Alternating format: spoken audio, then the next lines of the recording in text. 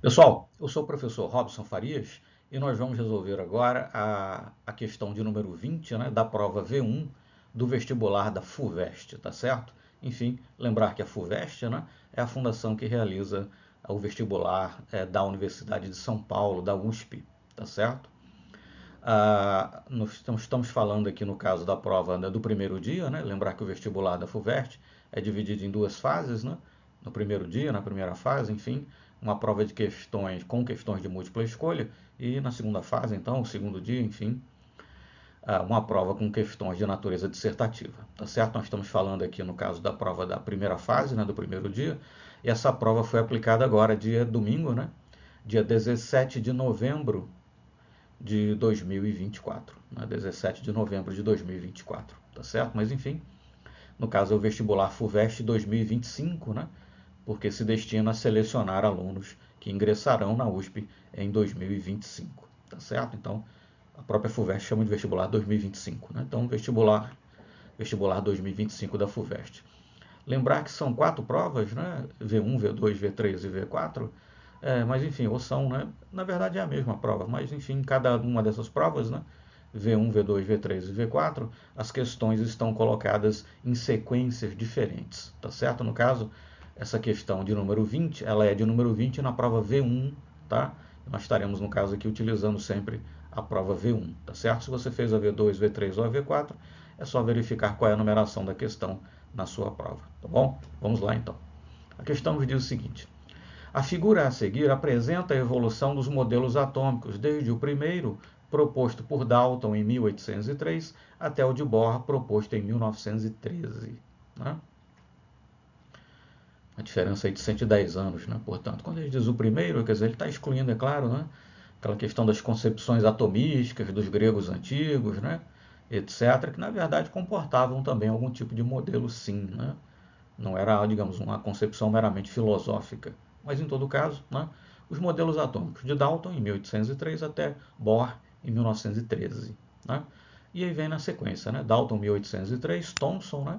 1904, Rutherford, 1911 e Bohr, 1913. E aí uma representação, né, de cada um desses modelos. Tá certo? Então vamos lá. Sobre os 4 modelos atômicos, né, Dalton, Thomson, Rutherford e Bohr, sobre os 4 modelos atômicos apresentados, é correto afirmar: todos os modelos previram a presença de cargas positivas no núcleo atômico. Não, isso não é verdadeiro. Né?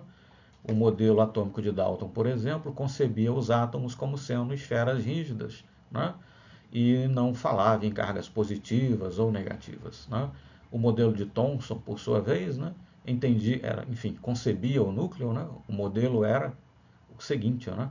O átomo seria uma esfera positiva incrustado, né, com cargas negativas, que seriam os elétrons. Né? Daí o modelo de Thomson ser chamado de modelo de pudim de passas, etc. Né? Então, afirmar que todos os modelos atômicos previram a presença de cargas positivas no núcleo não é correto, né? Porque o de Dalton não falava em cargas positivas nem negativas, e no modelo de Thomson, por exemplo, a carga positiva estava dispersa, né? Dispersa, perdão, a carga, né, por todo o átomo, né? E as cargas negativas que compensavam essa carga positiva estavam ali incrustadas, né, como se fossem passas num pudim, né? Daí o modelo de Thomson ser chamado de modelo de pudim de passas. Né? O modelo de Rutherford, sim, vai falar no núcleo, o modelo de Bohr também. Então a letra A não é verdadeira, pelas razões que acabamos de expor. O modelo proposto por Thomson, por prever a existência de nêutrons, não poderia explicar a radiação alfa. Não, né? O modelo de Thomson não previa, né, a existência de nêutrons.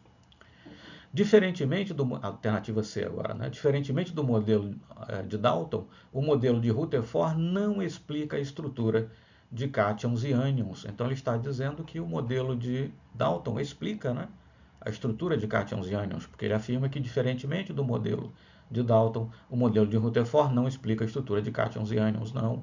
O modelo de Dalton, conforme dito, né, não previa aí cargas positivas e negativas, né, portanto não explica a estrutura de cátions e ânions. Né?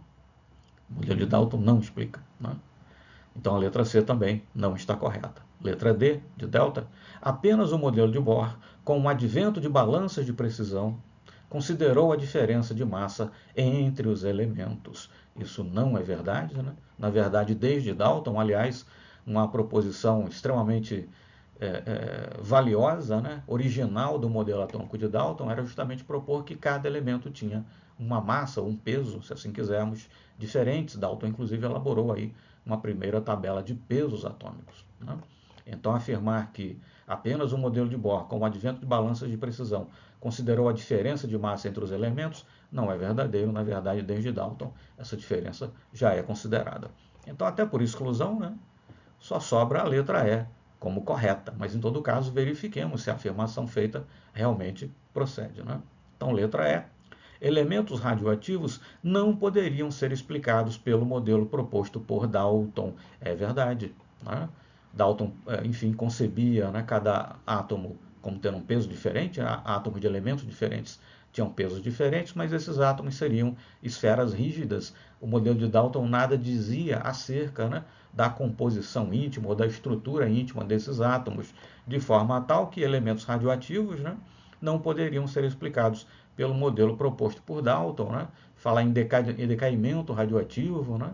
Enfim, liberação de partículas alfa, por exemplo, por um certo átomo, né, decaindo radioativamente, não teria sentido, não seria possível, ou não é possível, né, se nós utilizarmos o modelo atômico de Dalton. Então, afirmar que elementos radioativos não poderiam ser explicados pelo modelo proposto por Dalton, sim, isso é correto. Então, na questão 20, de número 20, bem entendido, né? Primeira fase do vestibular FUVEST, e a numeração aqui é da prova V1, né? A alternativa correta, a letra E de elefante, E de eco. Tá certo? Muito obrigado, então, e até o nosso próximo exercício.